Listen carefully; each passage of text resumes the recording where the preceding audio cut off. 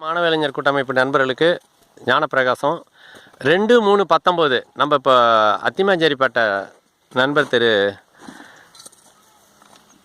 தாமரை மணாளன் தோட்டத்தில் இருக்கோம். அந்த கரும்பு பயிரிடுறதுக்கு ஒரு மாதிரி எடுக்கணும்னு நம்ம சொன்னோம் இல்லையா, அதுக்கான குழி எடுத்துருக்குறோம். ஞானசேகரன் நண்பர் ஞானசேகரன் வந்திருக்காங்க, ஐயா அறிவோம் ஐயா வந்திருக்கிறாங்க.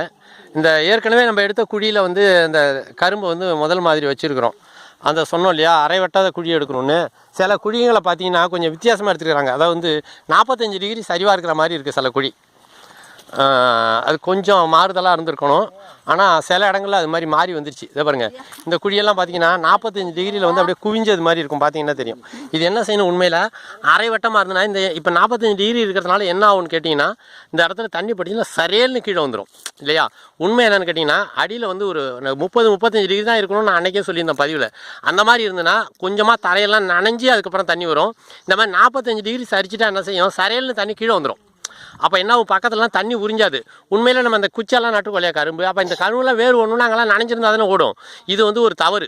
இந்த தவறை வந்து இனிமேல் செய்யக்கூடாது. யாரும் செஞ்சிங்கன்னா அடிப்பக்கத்தில் குறைச்சலாக ஒரு அடி விட்டம் வைக்கணும். அது பாருங்கள், அந்த கரும்பு தூக்கி போட்டோமே தானாக போய் எல்லா கரும்பும் ஒன்றோட ஒன்று குத்திக்குது பாருங்கள். இந்த மாதிரி செஞ்சுருக்க கூடாது சரியா. அடியில் ஒரு அடி இடைவெளி வச்சு போடணும்னு சொன்னோன்னா, அப்போ 35 டிகிரி சரிவு இருந்தால் தான் இந்த கரை வந்து ஒரு 35 டிகிரி சரிவாக இருந்தால் தான் படுக்க வசமாக நிற்கும். அப்போ தான் மழை பெஞ்சால் அந்த இடம் நனையும். இதில் மழை பெஞ்சா என்ன ஆகும்னா சரையல்னு கீழே வந்துடும் ரைட்டா.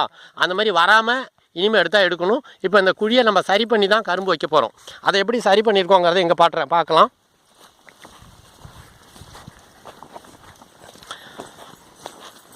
இதோ பாருங்கள், இந்த குழியை இப்போ நம்ம சரி பண்ணியிருக்கோம். அந்த மாதிரி 45 டிகிரி வெட்டின குழியை கொஞ்சம் சரி பண்ணி இதை வந்து அந்த 35 டிகிரி அளவுக்கு என்ன செய்கிறோம், கரும்பை மட்டுமே சாய்ச்சி வைக்கிறோம் பாருங்கள்.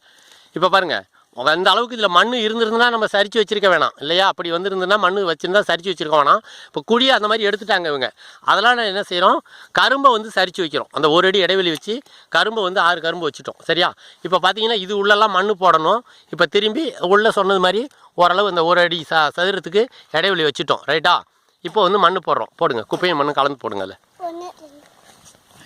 போடுங்க, கொண்டு வாங்க, குப்பை எடுத்துட்டு வாங்க ஒரு கூட, சீக்கிரம் வாங்க. போடுங்க, தாமரை போடுங்க, கொஞ்சம் மண்ணள்ளி போடுங்க. பாருங்க, அடியில் குப்பை கொட்டியிருக்காங்க. அதில் குப்பை இருக்குது, அது மேலே மண் போடுறாங்க, திருப்பி அதில் குப்பை போடுவாங்க. போடுங்க, குப்பை குப்பை குப்பை சீக்கிரம் வாப்பா. அது வந்துடும். இது உள்ளே போடுங்க, சென்டரில் கொட்டுப்பா, சென்டரில் கொட்டு, பொறுமையாக கொட்டு, அப்படியே கூறாக கொட்டணும். கொட்டுங்க, இன்னும் கொஞ்சம் கொட்டுங்க.